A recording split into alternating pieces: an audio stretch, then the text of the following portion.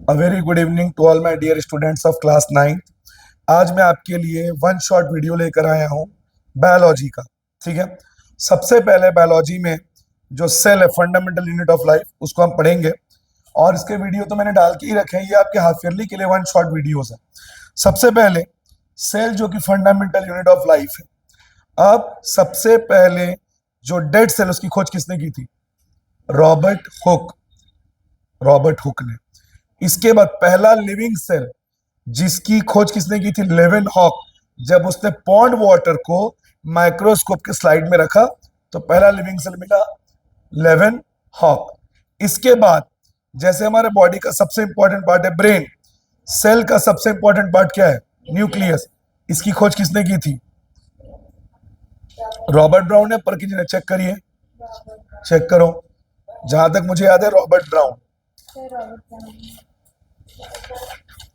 Cell के अंदर जो मोस्ट इंपॉर्टेंट पार्ट है सेल का nucleus, it was invented by whom? I guess Robert brown.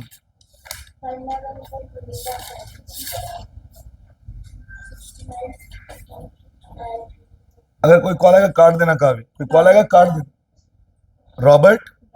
तो सेल के अंदर जैसे मैंने बताया जो मोस्ट इंपॉर्टेंट पार्ट है जिसे कहते हैं न्यूक्लियस, उसकी खोज किसने की थी? Robert brown. इसके बाद सेल के अंदर जो प्रोटोप्लाज्म होता है, जो लिक्विड पार्ट होता है, जो लिक्विड मटेरियल होता है, उसकी खोज किसने की थी? परकिंजे। पुरकिंजे नहीं, परकिंजे, जिसने सेल के अंदर जो लिक्विड पार्ट होता है उसकी खोज की थी। उसके बाद सेल थ्योरी कि सारे एनिमल्स और प्लांट्स किससे बने? सेल से। और अभी के जो सेल्स हैं वो पुराने प्री एग्जिस्टिंग सेल से ही डेवलप हुए हैं। तो सेल थ्योरी किसने दिया था? वर्षाओं ने। और आगे जाके इसको एक्सटेंड किसने किया? स्लाइडेन और श्वान। तो ये हो गया। हाँ,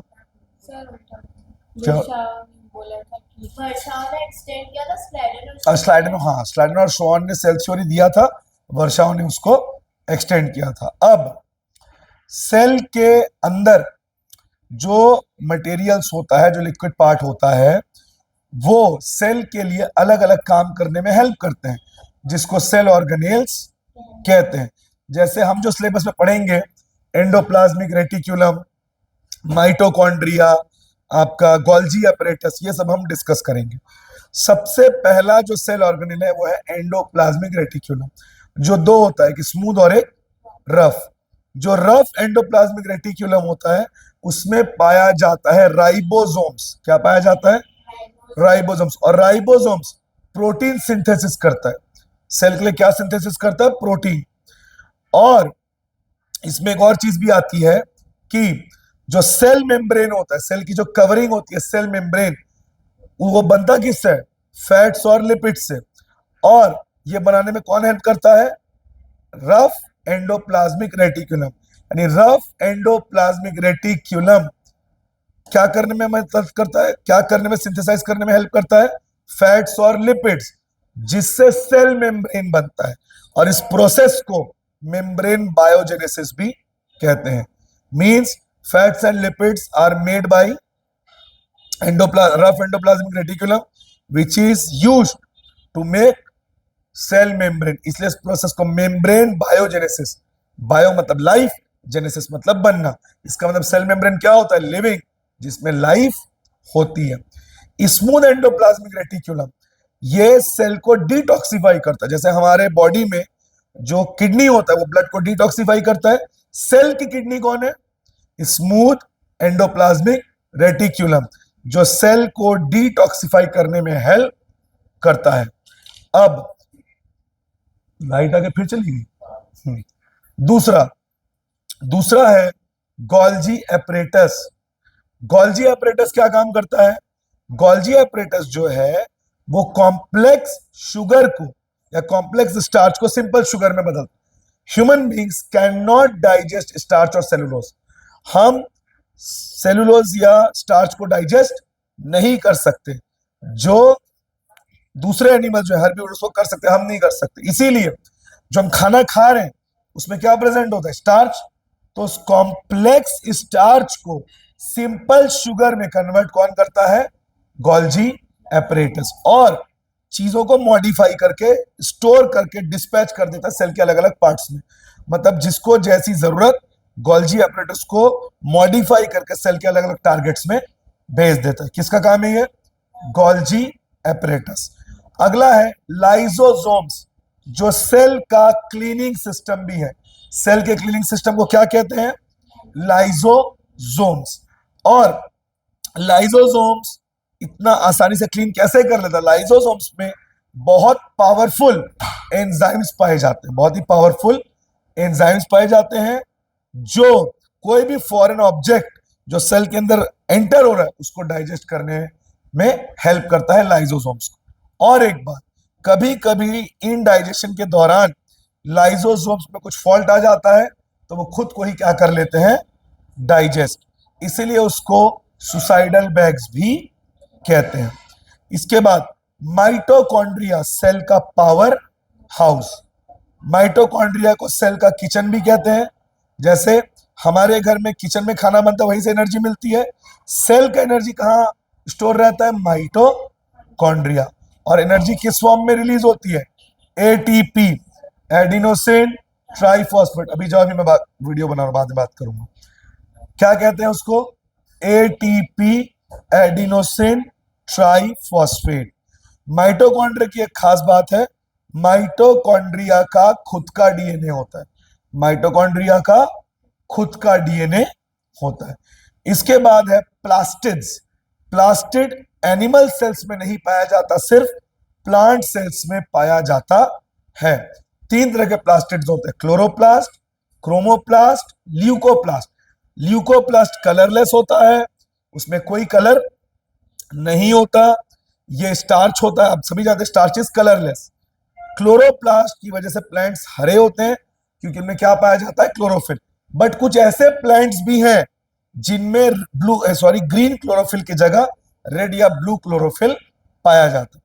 तीसरा क्रोमोप्लास्ट, जो फ्रूट्स को, फलों को और सब्जियों को रंग देता है। इसके बाद वैक्यूल। वैक्यूल प्लांट और एनिमल सेल दोनों में पाया जाता है, पर प्लांट सेल में उसका वॉल्यूम ज्यादा होता है, एनिमल सेल में उसका वॉल्यूम कम होता है। प्लांट सेल को क्या देता है? टर्जिडिटी, स्ट्रेंथ, क्योंकि उसमें भरा होता है सेल जूस, तो प्लांट्स को क्या देता है? टर्जिडिटी और स्ट्रेंथ। और एनिमल्स में इसका साइज थोड़ा सा कम होता है। इसके बाद सेल मेम्ब्रेन, सेल की जो कवरिंग होती है, क्या कहते हैं उसको? सेल। और ये सेमी परमिएबल होता है, ये डिसाइड करता है, रेगुलेट करता है which materials will come in and which materials will go out of the cell. इसीलिए इसको क्या कहते हैं? Semi permeable membrane. और सेल मेम्ब्रेन लिविंग होता है, और ये प्लांट्स और एनिमल्स दोनों में पाया जाता है। जबकि सेल वॉल, ये सिर्फ किस में पाया जाता है? प्लांट्स में, ये एनिमल्स में पाया नहीं जाता। और सेल वॉल डेड होता है। Cell membrane semi permeable. कुछ दिक्कत है क्या? बोल दे। तो सेल वॉल डेड होता है, सेल वॉल लिविंग नहीं होता। और सेल वॉल कंप्लीटली परमिएबल होता है। Cell membrane semi permeable, cell wall completely permeable. Cell membrane living, cell wall dead होता है। समझ गए?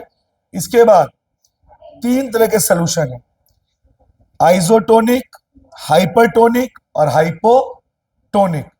अगर आप सभी जानते हैं transfer of particles from higher concentration to lower concentration, अगर लिक्विड में है तो ऑस्मोसिस, गैस में है तो डिफ्यूजन। अगर मान लो मैंने कंटेनर लिया जिसमें पानी है, उसमें मैंने डाल दिया एक किशमिश को, किशमिश रेजिन जो सूखा होता है, क्या होगा? अब कुछ समय के बाद देखना फूल जाएगा, स्वेल हो जाएगा। मतलब पानी में, उस कंटेनर में लिक्विड की मात्रा ज्यादा थी और किशमिश के अंदर कम थी। तो जिसमें पानी ज्यादा है वहां से पानी किसमें ट्रांसफर हो जाएगा? रेजिन में, किशमिश में, और वो स्वेल हो जाएगा, फूल जाएगा। क्या बोलेंगे इसको? हाइपरटोनिक या हाइपोटोनिक? दिखाओ, शो मी द बुक। इसे हाइपोटोनिक बोलते हैं। बोला था ना हाइपोटोनिक। इसका उल्टा, अगर लिक्विड कंटेनर के अंदर पानी कम है और जो सेल आप डाल रहे उसमें पानी ज्यादा है, तो पानी को वो क्या कर देगा, लूज कर देगा और वो सिकुड़ जाएगा, श्रिंक हो जाएगा। आप फल वल रखते हैं बाहर, देखेंगे कैसे सूख जाता है।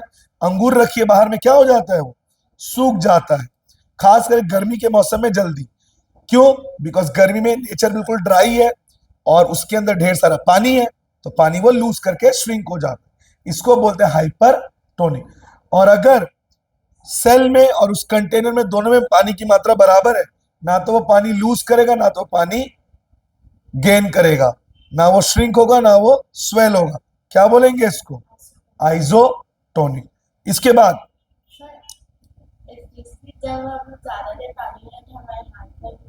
हमारे हाथ में देखो कैसे वो स्किन हो जाता है। क्यों? बिकॉज हमारे स्किन में, अब पानी में तुम बहुत देर से हो तो वो जो चीज है जहां पे आप पानी में है वहां पे पानी ज्यादा है, आपकी बॉडी में पानी की मात्रा कम है, वहां से पानी अंदर आ जाता है, तो आपका स्किन जो है वो क्या हो जाता है, स्वेल हो जाता है, अजीब सा हो जाता है, बिकॉज पानी की मात्रा ज्यादा आ जाती है। समझ गए? और इसीलिए देखना, कोई बॉडी जब पानी में डूब जाती है कितना फूल जाता है वो, क्योंकि उसके अंदर पानी चला जाता है। बॉडी में पानी कम है और जिसमें डूब गया उसमें पानी हायर टू लोअर। इसके बाद अगला है आपका एंडोसाइटोसिस। जब एमीबा खाना देखता है, when amoeba sees food it takes out its false feet, वो नकली पैर बाहर निकालता है, it reaches out to the food, खाने के पास जाता है, एनगल्फ द फूड, खाने को निगल लेता है। व्हाई? बिकॉज उसका जो सेल मेम्ब्रेन है वो फ्लेक्सिबल है। जैसे मेरा लोअर जो, और दाढ़ी का तो दिख नहीं रहा है लेकिन ये फ्लेक्सिबल है, तभी तो आप खाना अंदर ले सकते। अगर फ्लेक्सिबल नहीं होता तो क्या आप खाना अंदर ले पाते? नहीं। ठीक उसी तरह जो सेल मेम्ब्रेन है एमीबा का, वो फ्लेक्सिबल है, तो खाने को अपने सेल को खोल के ही निकल लेते और अनडाइजेस्टेड फूड को बॉडी से बाहर कर देता है। इस प्रोसेस को क्या कहते हैं? एंडोसाइटोसिस। इसके बाद न्यूक्लियस और न्यूक्लियोइड। अगर न्यूक्लियस में कवरिंग है न्यूक्लियर मेम्ब्रेन की तो वो क्या है? न्यूक्लियस। और अगर न्यूक्लियस में न्यूक्लियर मेम्ब्रेन की कवरिंग नहीं है तो वो क्या है? न्यूक्लियोइड। यानी nucleus well defined, nucleoid not well defined. Nucleus has nuclear membrane the covering, nucleoid has no nuclear membrane covering. Nucleus is found in multicellular, nucleoid is found in unicellular.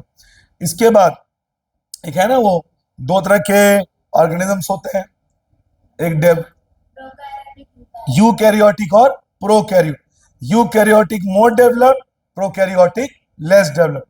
Eukaryotic में nucleus होता है, prokaryotic में nucleoid होता है। Eukaryotic का body design complex होता है और प्रोकैरियोटिक का simple. Eukaryotic multicellular, prokaryotic unicellular. Eukaryotic example human beings, eukaryotic human beings और प्रोकैरियोटिक बैक्टीरिया एंड अमीबा। समझ गए? आपके लेसन 1 में यही सब। और डीएनए का फुल फॉर्म डीऑक्सीराइबोन्यूक्लिक एसिड। किससे बना होता है? Chromosomes, thread like structure made up of chromatin and protein, DNA. Functional unit of DNA genes. आपके बॉडी में, मेरे बॉडी में हमारे माता पिता का ही कैरेक्टर है, क्या कहते हैं उसे? जीन्स। तो functional unit of DNA is known as, जो पहने वो वाला जीन्स नहीं, जीईएनईएस, जीन्स, जेनेटिक मटेरियल। समझ गए? माइटोसिस, एक सेल का 2 सेल में डिवाइड होना माइटोसिस, एक सेल का 4 में डिवाइड होना मियोसिस। और जो पेरेंट सेल है वो डिवाइड अगर 2 सेल में हो रहा है तो माइटोसिस, 4 में हो रहा है तो मियोसिस। समझ गए? अब आते हैं हम टिश्यू चैप्टर में। किसमें? Deoxyribo nucleic acid. इसके बाद आता है आपका टिश्यू चैप्टर, एनिमल टिश्यू और प्लांट टिश्यू। सबसे पहले प्लांट टिश्यू। प्लांट टिश्यू जो है इसमें अलग अलग टाइप्स होते हैं। अब मुझे एक बात बताइए आप लोग, एनिमल को जीवन भर घूमना पड़ेगा, स्टेशनरी तो होगा नहीं वो, तो एनिमल टिश्यू को ज्यादा एनर्जी चाहिए। और प्लांट टिश्यू जीवन भर एक ही जगह रहेगा तो प्लांट टिश्यू को एनर्जी कम चाहिए। एनिमल टिश्यू को मेंटेनेंस ज्यादा चाहिए। गाड़ी को रोज चला रहे हो, मेंटेनेंस चाहिए। गाड़ी को सजा के रखो, मेंटेनेंस चाहिए क्या? तो प्लांट टिश्यू को मेंटेनेंस कम चाहिए, एनिमल टिश्यू को मेंटेनेंस। प्लांट टिश्यू को चाहिए स्ट्रेंथ, बिकॉज जीवन भर वो खड़े रहेगा। एनिमल टिश्यू को लेस स्ट्रेंथ। प्लांट टिश्यू में डेड टिश्यू, डेड सेल ज्यादा होता है, एनिमल टिश्यू में लिविंग सेल ज्यादा होता है। समझ गए? प्लांट टिश्यू का डिजाइन सिंपल होता है, एनिमल टिश्यू का कॉम्प्लेक्स होता है। समझ गए? इसके बाद टिश्यू क्या होता है? Group of cells which combine to have a similar job. क्या बोलते हैं उसको? टिश्यू। सबसे पहले प्लांट्स में हम पढ़ेंगे ग्रोथ टिश्यू, जिसे कहते हैं मेरिस्टेमेटिक टिश्यू। तो प्लांट्स का जो मेरिस्टेमेटिक टिश्यू है, जो ग्रोथ टिश्यू है, वो 3 टाइप में होता है, इंटरकैलरी, एपिकल और लैटरल। इंटरकैलरी, एक और है एपिकल, लैटरल और इंटरकैलरी। सबसे पहला एपिकल, जो कहां पाया जाता है? Tip of shoot and roots, जो प्लांट्स की हाइट को बढ़ाने में मदद करता है और रूट्स को भी अंदर जाने में मदद करता है वर्टिकली, ताकि वो नीचे से क्या खींच सके? पानी। तो it is found in the shoot of stem and roots, apical meristematic tissue. इसके बाद लैटरल मेरिस्टेमेटिक टिश्यू, यह क्या करता है? इट इंक्रीजेस द गर्थ, मतलब ये रूट्स के सरफेस एरिया को बढ़ाता है। एक मार्कर दो। कितने 12th वाले हैं? 5-6 लोग हैं। क्या कर रहे हैं उन लोग? उन लोगों को बोला ना सर आ रहे हैं थोड़ी देर में, एक बार बोल दें तो भाग जाएंगे। ठीक है, अब आप देखो, ये सिंगल उंगली है, क्या ग्रिप बना पाऊंगा? मुश्किल है। मार्कर तो बहुत सारा था ना। क्या तेरे सामने मार्कर है क्या कोई? चलो छोड़ो, इसमें भी ग्रिप बनाना मुश्किल है, लेकिन अगर मार्कर ही चाहिए यार। शुभम, एक मार्कर ले आ तो जल्दी से।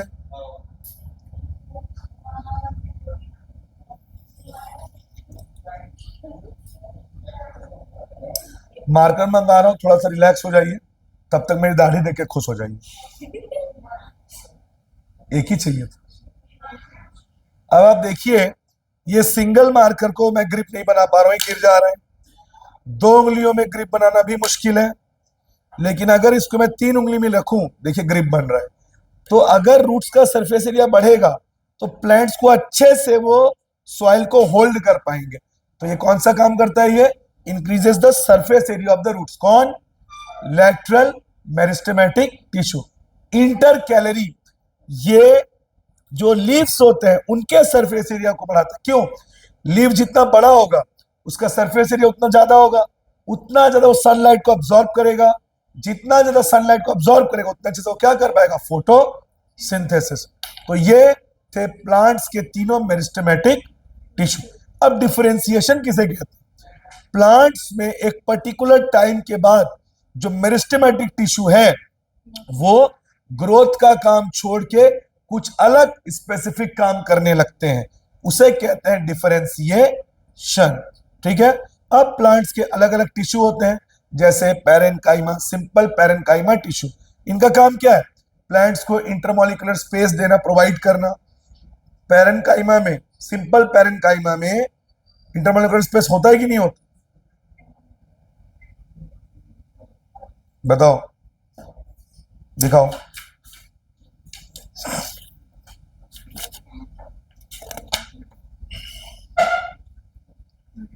बिल्कुल होता है, जैसे मैंने बताया था आपको।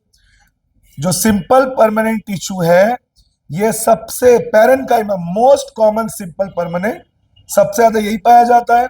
इनके सेल वॉल्स थिन होते हैं, ये लिविंग होते हैं। मैंने लिख के भी दिया, तुम बोल रहे थे नहीं मिल रहा, मैंने ढूंढ के दिया था तुमको। और इनके बीच में इंटरमॉलिक्यूलर स्पेस होता है, जहां ये क्या स्टोर करके रखते हैं? अब जैसे पेट अगर भरा हुआ है, क्या आप उसमें खाना स्टोर कर पाओगे? पेट खाली है तो खाना खा सकते हो आप। तो अगर इंटरमॉलिक्यूलर स्पेस नहीं है तो फूड कहां पे स्टोर होगा? इसलिए पैरेन्काइमा में क्या पाया जाता है? Intermolecular space. अब ये अलग अलग टाइप्स के होते हैं। क्लोरेन्काइमा, अगर उसमें क्लोरोफिल है तो किसमें हेल्प करेगा? फोटोसिंथेसिस। तो क्या बन जाएगा? क्लोरेन्काइमा।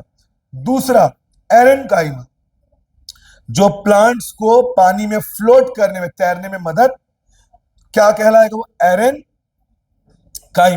थर्ड कॉलेन्काइमा, जो प्लांट्स को बेंड होने में मदद करता है ताकि वो स्टॉर्म के समय ब्रेक ना हो, क्या कहेंगे उसे? कॉलेन्काइमा। स्लेरेन्काइमा, जो पौधों को बहुत स्ट्रांगली अटैच करके रखता है, जैसे seeds, husk of the coconut, उसमें से कितना मुश्किल होता है उसको निकालना। क्यों? उसमें क्या पाया जाता है? स्क्लेरेन। और वो कौन सा केमिकल है उसमें पाया जाता है? लिग्निन। लिग्निन जो एक सीमेंट की तरह काम करता है, दो ईंटों में सीमेंट डाल दो क्या वो अलग होगा? तो लिग्निन स्क्लेरन काइमा टिश्यू में पाया जाता है, जो उसको स्ट्रेंथ देता है, जो उसको अलग होने नहीं देता। समझ गए? स्क्लेरन काइमा, क्लोरेन काइमा, कोलेन काइमा और एरन काइमा। इस बता रहा हूं, ये तो हो गया। इसके बाद जो प्लांट्स का जो आउटर मोस्ट कवरिंग, उसको एपिडर्मिस बोलते हैं, बोला था मैंने। इसलिए स्किन डॉक्टर को क्या कहते हैं? डर्माटोलॉजिस्ट। क्यों? स्किन मतलब डर्मा। तो जो स्किन होता है प्लांट्स का, जो आउटर सरफेस होता है, उसको क्या कहते हैं? एपिडर्मिस या एपिथेलियल टिश्यू। उसका काम क्या है? प्लांट्स को जर्म से बचाना, इंजरी से बचाना, ठीक है ना, गैसेस को रेगुलेट करना, वाटर्स को रेगुलेट करना, प्लांट्स को इंजरी और इंफेक्शन से प्रोटेक्ट करना। किसका काम है ये? एपिडर्मिस या प्लांट्स का एपिथेलियल टिश्यू। इसके बाद सुबेरिन। जो सुबेरिन होता है, खास करके जो डेजर्ट प्लांट्स होते हैं उनमें क्यूटिन पाया जाता है। सुबेरिन बाद में बताऊंगा, पहले क्यूटिन। जो डेजर्ट प्लांट्स होते हैं, आप जानते हैं रेगिस्तान में ऐसी पानी की बहुत कमी होती है, तो क्यूटिन एक वैक्सी कोटिंग है जो डेजर्ट प्लांट्स को क्या बना देता है? वाटर प्रूफ, ताकि वो वाटर लूज ना करे। ठीक है।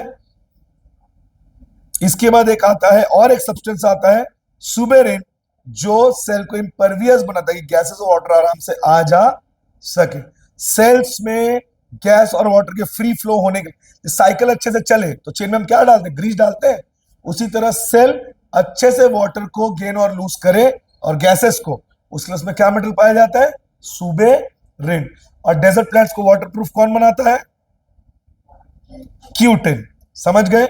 इसके बाद कॉम्प्लेक्स परमानेंट टिश्यू। प्लांट्स में दो कंडक्टिंग टिश्यू होते हैं, जाइलम और फ्लोएम। जाइलम का काम क्या है?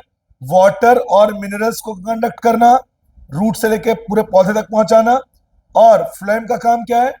खाना लेकर लीफ से पौधे के हर हिस्से तक पहुंचाना। इस प्रोसेस को ट्रांसलोकेशन कहते हैं। व्हेन द फ्लोएम, सीधे के बैठो, उसको दिख नहीं रहा। When the phloem takes food from the leaves and take it to all parts of the plant, it is known as translocation। समझ गए? जाइलम लिविंग डेड होता है और फ्लोएम लिविंग होता है। जाइलम क्या पहुंचाता है? वाटर और मिनरल्स। फ्लोएम क्या पहुंचाता है? फूड। जाइलम में movement unidirectional, bottom to top, और फ्लोएम में multi dimensional, sideways, top, bottom to top, top to bottom. समझ गए?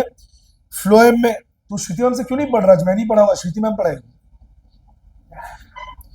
फ्लोएम में और जो जो बचा है वो सब करवा लेना।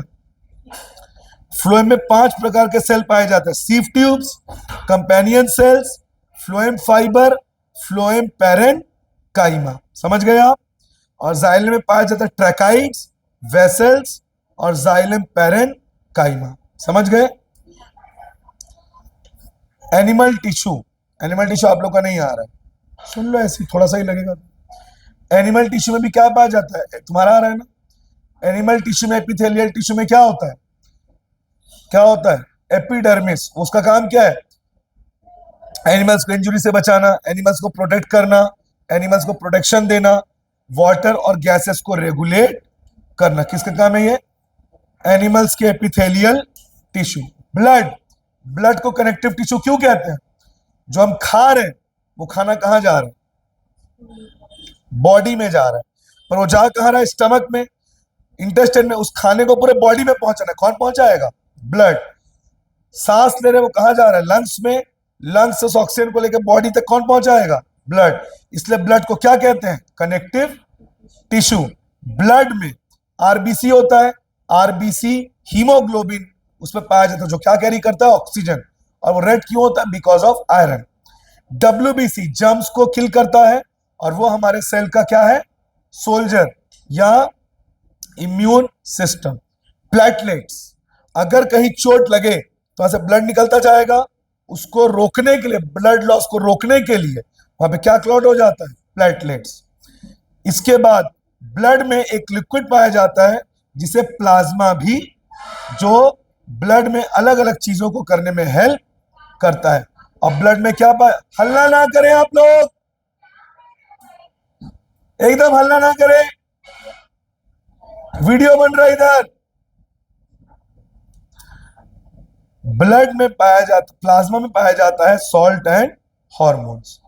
इसके बाद बोन, बोन में कनेक्टिव टिश्यू है जो हमारे बॉडी को फ्रेमवर्क देता है, वरना हम चल फिर नहीं पाते। बोन का क्या काम है, हमारे क्रिटिकल ऑर्गन्स, जैसे यहाँ पे रिब केज है, वो हमारे लंग्स और हार्ट को प्रोटेक्ट करता है। स्कल हमारे ब्रेन को प्रोटेक्ट करता है। बैकबोन हमारे स्पाइनल कॉर्ड को प्रोटेक्ट और हमको चलने फिरने में भी मदद करता है। और बोन्स बना किससे होता है, कैल्शियम और फास्फोरस, जो कि बहुत हार्ड होता है। दो बोन्स के बीच में जो कनेक्शन होता है उसको लिगामेंट कहते हैं। दो जॉइंट्स के बीच में जो, अब खींचने से अलग हो रहा है क्या, बिकॉज लिगामेंट ने बहुत स्ट्रांगली हमारे बोन्स को क्या किया हुआ है, ज्वाइन किया हुआ है, लिगामेंट। और ये बहुत इलास्टिक होता है, जिसमें बहुत स्ट्रेंथ होती है। लिगामेंट बहुत स्ट्रेंथ पाई जाती है, बोन टू बोन कनेक्ट करता है, और ये बहुत इलास्टिक होता है। टेंडन जो मसल को बोन से जोड़ता है, मसल अलग खींचने से अलग हो रहा है क्या, तो टेंडन मसल को बोन से कनेक्ट करता है। और ये फिब्रस टिश्यू से बना होता है, किससे। अगला है कार्टिलेज, हमारा कान, ना ये बोन है ना ये मसल है, किससे बना है, कार्टिलेज। और कार्टिलेज किससे बना होता है, प्रोटीन और शुगर। ये हमारे बोन्स को स्मूथ रखता है। एरियोलर कनेक्टिव टिश्यू, ये स्किन और मसल्स के बीच में पाया जाता है। Example bone marrow. Areolar tissue कहां पाया जाता है, स्किन और मसल्स के बीच में, ठीक है, और बोन मैरो के अंदर। समझ गए, ये हमारे ऑर्गन्स के अंदर भी भरा होता है और टिश्यूज को रिपेयर करने में हेल्प करता है। एरियोलर टिश्यू कहां पाया जाता है, स्किन और मसल्स के बीच में। इसका काम क्या है, टिश्यू को रिपेयर करना। ऑर्गन्स के अंदर भी ये पाया जाता है, समझ गए। और फैट्स, एडिपोज टिश्यू, फैट्स में कौन सा टिश्यू पाया जाता है, एडिपोज टिश्यू, जो ठंड में इंसुलेटर की तरह काम करते हैं, इसीलिए मोटे लोगों को ठंड कम लगती है। इसके बाद दो तरह के मसल्स होते हैं, वॉलेंटरी और एक वॉलेंटरी मसल्स, हमारे हार्ट मसल्स, कार्डियक मसल्स। क्या हमारी मर्जी से चलते हैं, ये अपने आप काम करते हैं, पैदा होने से लेकर मरते दम तक ये काम करेगा। तो ये क्या है, cardiac muscles, voluntary, sorry involuntary, क्योंकि हमारे कंट्रोल में नहीं है। Voluntary hand muscles, leg muscles, ये हमारे कंट्रोल में, जब हम चाहें ये चलेगा, जब हम चाहें ये रुकेगा। हाथ चलो चल रहा है, रुक गया, हाथ को बोलो रुका, रुक जाएगा क्या, खेल खत्म। तो और वॉलेंटरी मसल्स को जब हम लाइट में देखते हैं तो हमें उसमें बैंड्स नजर आते हैं, कलर्ड बैंड्स, इसलिए उसको स्ट्रिएटेड मसल्स भी कहते हैं। किसको, इनवॉलेंटरी मसल्स को।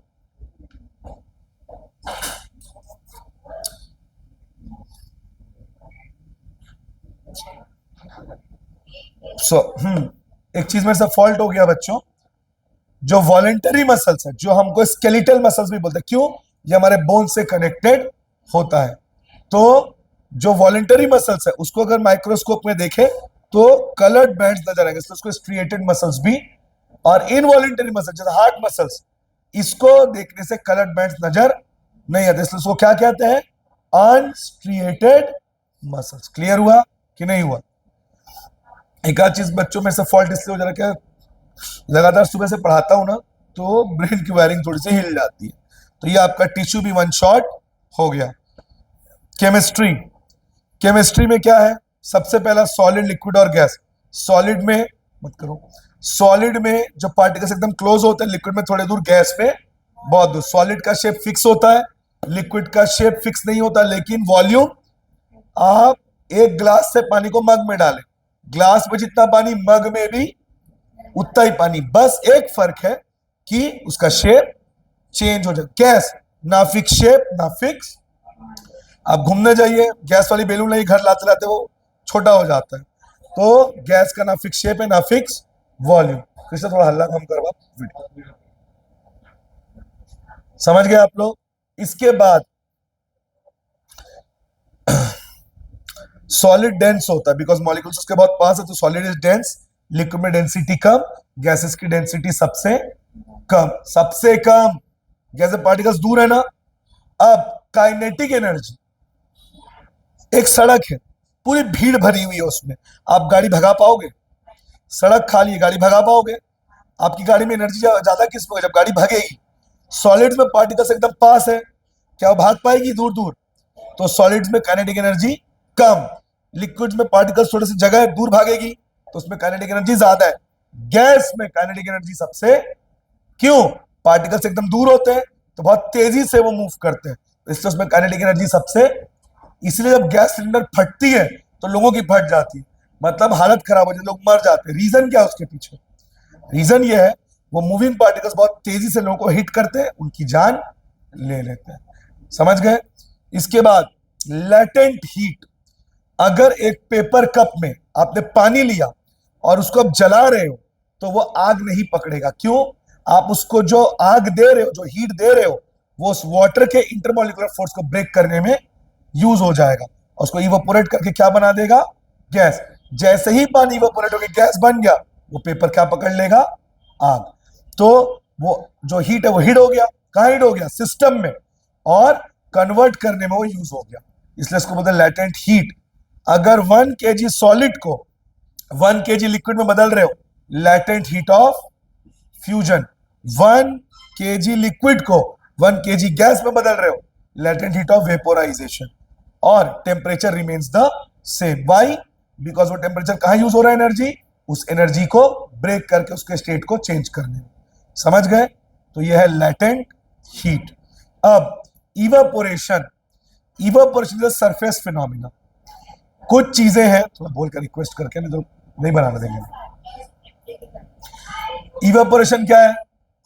The conversion of liquid to gas at any temperature is known as evaporation. Evaporation में सरफेस एरिया बहुत बड़ा मैटर करेगा। आज भी गांव में जो लोग चाय पीते हैं, कप की बजाय अगर प्लेट में डाल के पीते हैं, वो जल्दी ठंडा हो जाता है। रीजन? आपने सरफेस एरिया बढ़ा दिया, चाय में इतना सरफेस है, इतना, तो इतना एरिया इवेपोरेट हो रहा है। लेकिन सरफेस एरिया बढ़ा दिए तो इवेपोरेशन ज्यादा फास्ट होगा और चाय जल्दी ठंडी हो जाएगी। More surface area more evaporation, less surface area. इसीलिए कपड़े सुखाते समय हम उसको फैला देते हैं। समझ गए? ह्यूमिडिटी, हवा में मौजूद पानी की मात्रा, मॉइस्चर। केरल, वेस्ट बंगाल में पसीना सूखता नहीं है, क्या कारण है इसके पीछे? रीजन? वो नदी और समंदर के किनारे है, तो ह्यूमिडिटी बहुत ज्यादा है, जिस वजह से हवा में पहले से ही ढेर सारा क्या है? वाटर। तो जब आप स्वेट करोगे, आपका पसीना सूख के एयर में जा नहीं पाएगा, बिकॉज पहले ही एयर में ढेर सारा क्या है? वाटर। तो आपका पसीना आपके बॉडी में ही रह जाएगा, आपकी बॉडी की हीट बाहर नहीं आएगी, आपको बहुत अनकंफर्टेबल या बेचैनी होगा। और जबकि गर्मी के मौसम में आपका पसीना होता है, अब तुरंत सूख जाते हैं। रीजन? सूखे मौसम में, ड्राई एयर जहां होता है, जैसे कोरबा, यहां पे पसीना सूख जाता है। रीजन? यहां पे एयर में मॉइस्चर नहीं है, इसलिए तो यहां लू चलता है, जो गर्म हवा चलती है। वेस्ट बंगाल, केरल में लू नहीं चलता, बिकॉज हवा में क्या है? पानी। यहां पे लू चलता है बिकॉज हवा में क्या है? पानी नहीं है। इसके बाद अगला है विंड स्पीड। कई बार बारिश के मौसम में हमारे मम्मी पापा क्या करते हैं? घर में कपड़ा टांग देते और पंखा चला देते हैं, और सुबह तक कपड़ा, बिकॉज जब विंड स्पीड होता है तो विंड अपने साथ एयर पार्टिकल्स को, जो वाटर पार्टिकल्स है, उसको बहाकर ले जाता है, जिससे कपड़ा सूख जाता है। यानी जितनी तेज हवा चलेगी, कपड़ा उतना जल्दी सूखेगा। टेम्परेचर, मोर टेम्परेचर क्विक इवेपोरेशन। गर्मी में कपड़े जल्दी सूखते हैं, यानी टेम्परेचर, ह्यूमिडिटी, सरफेस एरिया, और एक क्या बोला था? Wind speed. ये चार चीजें इवेपोरेशन में असर डालती हैं। अगला, इवेपोरेशन और बॉइलिंग में difference. Evaporation surface phenomena, boiling bulk phenomena, पूरे कंटेनर में होता है। Evaporation takes place at any temperature, boiling takes place only at high temperature. Water boils at 100 degree Celsius. Evaporation is a slow process, boiling is a rapid and fast process। समझ आया? ये difference है evaporation और boiling का। इसके बाद आपका sublimation. अगर सॉलिड लिक्विड में कन्वर्ट होने के बजाय सीधे गैस में कन्वर्ट हो जाए, क्या बोलेंगे उसको? Sublimation. Dry ice solid CO2, जिसका इस्तेमाल थिएट्रिकल इफेक्ट्स स्मोक के लिए किया जाता है। उसको गर्म करने से सीधा किसमें कन्वर्ट हो जाता है? गैस में। क्या बोलेंगे उसको? सब्लिमेशन। कपूर, कैम्फर, जिसका पूजा में इस्तेमाल होता है, उसको जलाने से वो सीधा किसमें कन्वर्ट हो जाता है? गैस में। एक आध पंखा बंद कर, ये वाला बंद कर दे, ये वाला उधर वाला, हाँ। एक लाइट बंद कर ऊपर से, हाँ कर, करना बंद कर, बढ़िया। क्या कहेंगे इसको? क्या बोल रहा था मैं? सब्लिमेशन। कैम्फर, कपूर से सीधा किसमें कन्वर्ट हो जाता है? कपूर, गैस में। सब्लिमेशन। इसके बाद गिव रीजंस में क्या क्या चीजें आती है? सबसे पहला, जब हम अपने पाम में नेल पॉलिश रिमूवर डालते हैं तो ठंडा लगता है। क्यों? जैसे हमने नेल पॉलिश रिमूवर डाला, हमारे हाथ के जो वार्मथ है, जो गर्मी, उसको वो क्या कर लेगा? अब्सॉर्ब, उससे करके इवेपोरेट हो जाएगा और हाथ ठंडा हो जाएगा। गांव में लोग अपने छतों में और मिट्टी में पानी छिड़कते हैं, स्प्रिंकल करते हैं। क्यों? देखना धुआं निकलता है, पानी उसमें पड़ा, पानी गर्म है, उस मिट्टी की गर्मी को लेके वो इवेपोरेट हो जाएगा, गैस बन जाएगा। मिट्टी की गर्मी यूज हो गई तो मिट्टी क्या हो गया? ठंडा हो गया।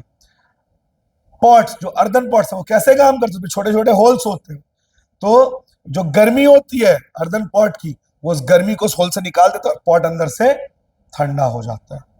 कॉटन क्लोथ्स कैसे काम करते हैं? कॉटन क्लोथ्स में पोर होता है, हमारे बॉडी के हीट को वो लेके अब्सॉर्ब करवा देती है, इवेपोरेट करवा देता है, बॉडी अंदर से कूल हो जाती है। अब कंडेंसेशन, किसी गर्म चीज में आप कोई प्लेट से ढको, जब कुछ समय बाद उसको उठाओ, देखो उसमें पानी रहता है ना। क्यों? जब वो चीज गर्म है, क्या निकल रहा है उससे? गैस निकल रहा है। अब वो प्लेट ठंडा है, तो गर्म गैस जब ठंडी चीज में टच हो, वो कंडेंस हो जाता है। क्या हो जाता है? और गैस किस में कन्वर्ट हो जाता है? लिक्विड में। इसलिए हमें क्या दिखाई देता है? वाटर। एक ग्लास में बिल्कुल ठंडा पानी डालो, देखना बाहर पानी की बूंदें दिखाई देती है, ड्रॉपलेट्स। वाई?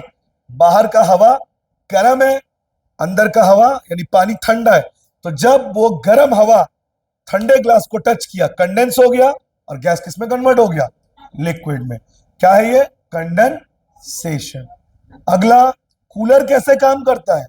कूलर में खस होता है, गर्म ड्राई एयर खस में पड़ा, खस गीला हो गया, एयर में क्या घुस गया? मॉइस्चर, पानी, और वो हवा आपको ठंडक का एहसास देती।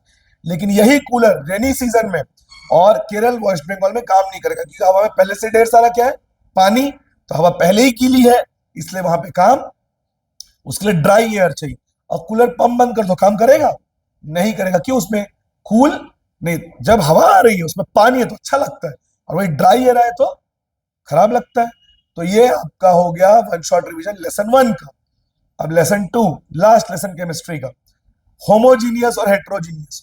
होमोजीनियस के पार्टिकल्स सॉल्यूशन छोटे होते हैं, खुली आंखों से दिखाई, पानी में चीनी घोल तो दिखाई देगा, पानी में नमक घोल तो दिखाई देगा। लेकिन हेट्रोजीनियस दिखाई देगा, पानी में मिट्टी, पानी में बालू। सही है? होमोजीनियस पार्टिकल्स छोटे होते हैं, हेट्रोजीनियस पार्टिकल्स बड़े होते हैं। होमोजीनियस नेकेड आई से दिखाई देता है, हेट्रोजीनियस नेकेड आई से दिखाई। होमोजीनियस सोल्यूशन को प्योर सोल्यूशन कहते हैं, हेट्रोजीनियस को सस्पेंशन कहते हैं। होमोजीनियस टिंडल इफेक्ट शो नहीं करता, उसके पार्टिकल्स इतने छोटे होते हैं कि वो लाइट को, अगर आप एक ग्लास में आप चीनी घोल दो कांच के ग्लास में और आप लाइट मारो, तो आपको लाइट का पाथ दिखाई नहीं देगा। होमोजीनियस टिंडल इफेक्ट शो नहीं करता, but heterogeneous Tyndall effect show, मतलब पानी में मिट्टी मिला दो या चॉक पाउडर मिला दो, आप उसमें लाइट को पास करो, आपका लाइट का पाथ दिखाई देगा। मतलब होमोजीनियस टिंडल इफेक्ट शो करता है, सॉरी उल्टा बोल दिया, होमोजीनियस टिंडल इफेक्ट शो नहीं करता, हेट्रोजीनियस टिंडल इफेक्ट शो। इसके बाद अगर आप पानी में चीनी घोल दियो, कुछ समय बाद उसको छोड़ दो, क्या वो नीचे सेटल होगा? लेकिन पानी में चॉक पाउडर मिला दिया, कुछ समय बाद उसको नीचे छोड़ोगे, वो सेटल हो जाएगा। तो होमोजीनियस क्या होता है? अनस्टेबल। हेट्रोजीनियस क्या है? स्टेबल। एक बार बुक दिखाइए, ये रही।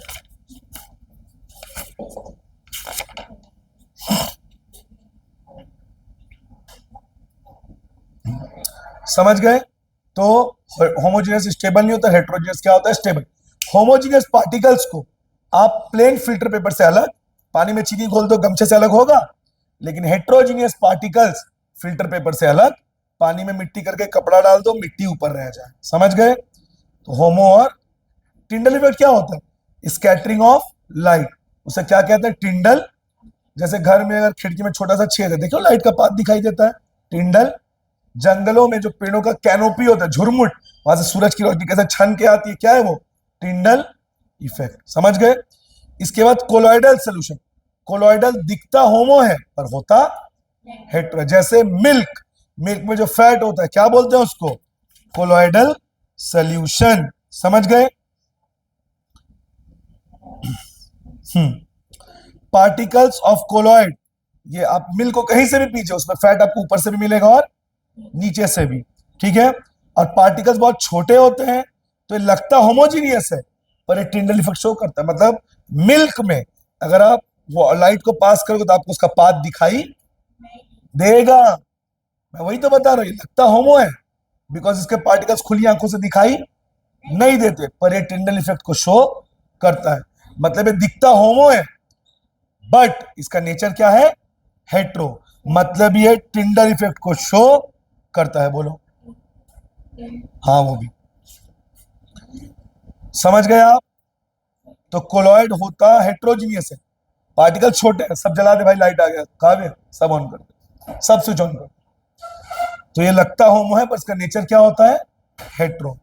ये टिंडल इफेक्ट को शो करता है, ठीक है? और इसको छोड़ दोगे तो नीचे आके सेटल, मिल को छोड़ो के नीचे फैट दिखेगा।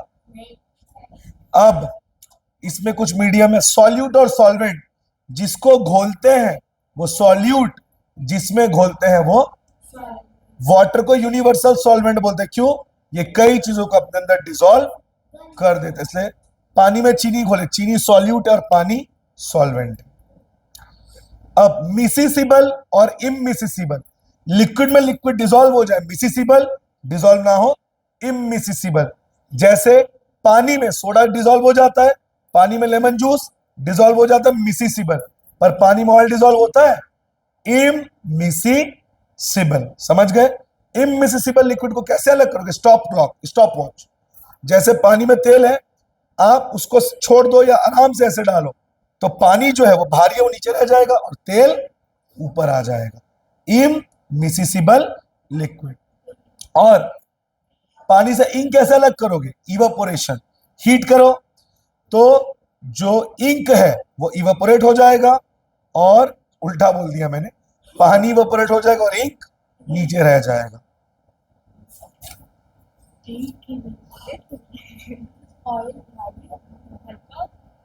ये देखो लिखा भी है, the ink that we use as water as the solvent dyes soluble as the water rise on the filter paper it takes with it the dry particles. ठीक है? The coloured component that is more soluble in water rise faster और colour get separated. फिर से repeat करता हूं इसको।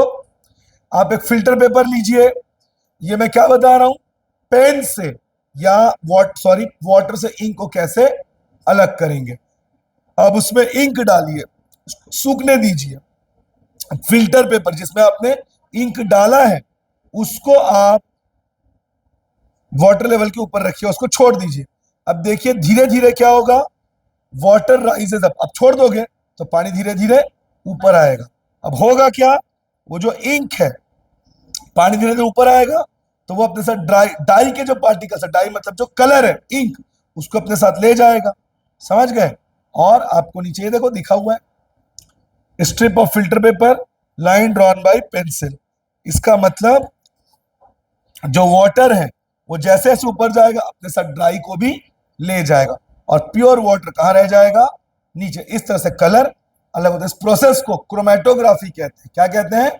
क्रोमेटो। इसका इस्तेमाल कलर्स को अलग करने के लिए किया जाता है। क्रीम को कैसे अलग करोगे मिल्क से? Centripetal force.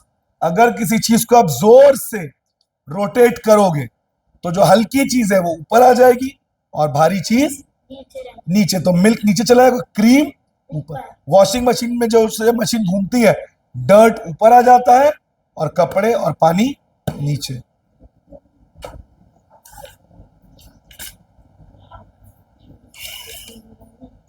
फिजिकल और केमिकल चेंज। जो दिखाई दे वो फिजिकल, और फिजिकल क्या होता है? रिवर्सिबल।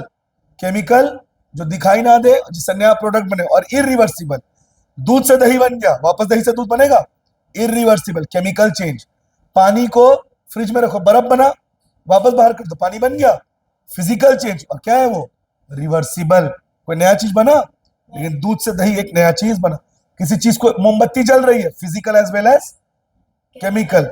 वो जो मोमबत्ती पिघल गई वो फिजिकल चेंज, और उससे अनबर्न्ड कार्बन पार्टिकल उससे काला बन गया, जिसको सूट कहते हैं, SOOT, सूट। तो उसको क्या बोलेंगे? Chemical change.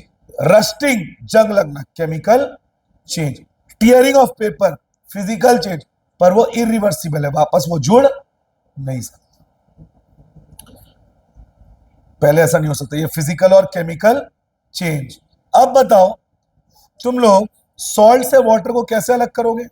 इवापोरेट करोगे, तो सॉल्ट नीचे रह जाएगा और वाटर इवापोरेट हो जाएगा। समझ गए?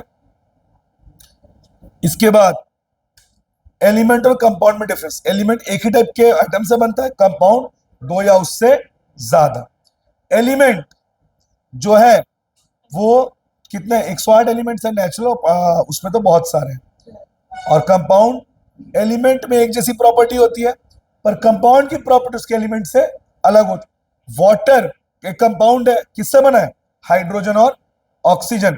हाइड्रोजन और ऑक्सीजन आग जलाता है और वाटर आग बुझाता है। मतलब कंपाउंड की प्रॉपर्टी उसके एलिमेंट से बिल्कुल अलग होती है। समझ गए?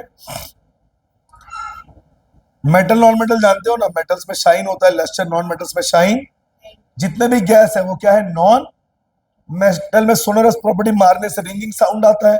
नॉन मेटल्स में सोनोरस प्रॉपर्टी नहीं होता। Metals are ductile and malleable, उससे शीट और वायर बना सकते हैं, नॉन मेटल से नहीं बना सकते। तो non metals non malleable, non ductile. Metals are good conductor of heat and electricity, non metals are bad conductor of heat and electricity. Compound और मिक्सचर में डिफरेंस। कंपाउंड का रेशियो फिक्स है, मतलब 1:8 है उसका रेशियो। तो वाटर कहीं का भी, तालाब, नदी, झील, उसका रेशियो हमेशा क्या रहेगा? 1:2। पर एयर एक मिक्सचर है, जहां पे पहाड़ है वहां पे ऑक्सीजन की मात्रा ज्यादा है, और जहां पे पोल्यूशन है वहां पे CO2 की मात्रा ज्यादा है। तो air is a mixture. Mixture को आप सिंपल मेथड से अलग कर सकते हो, कंपाउंड को सिंपल मेथड से अलग। मिक्सचर इम्प्योर होता है, कंपाउंड प्योर होता है। इस तरह से आपका केमिस्ट्री 1 शॉट, 1 2, बायो 1 शॉट, 1 2 मैंने करा दिया। आई होप आपको हमारी वीडियो से हाफ ईयरली में हेल्प होगी। चैनल को सब्सक्राइब करें, वीडियो को लाइक और शेयर करें। All the best for your half yearly. Have a good day. Stop करें।